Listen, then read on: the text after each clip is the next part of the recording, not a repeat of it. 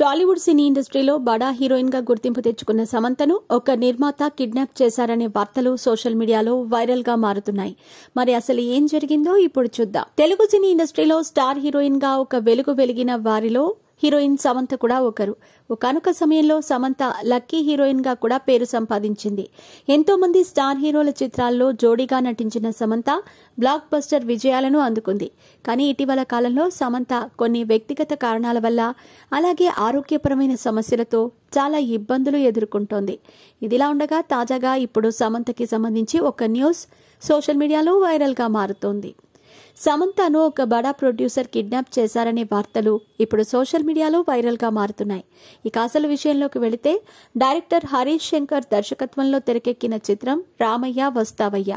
ఈ చిత్రంలో జూనియర్ ఎన్టీఆర్ హీరోగా నటించగా శృతి హాసన్ కూడా మరొక పాత్రలో నటించింది.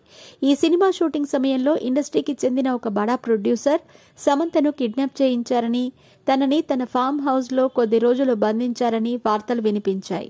అయితే సమంతను అలా బంధించడానికి గల కారణం ఏంటనే విషయానికి వస్తే సమంత టాలీవుడ్ లో ఉండే బడా నిర్మాణ సంస్థలన్నింటిలో కూడా నటించిందట.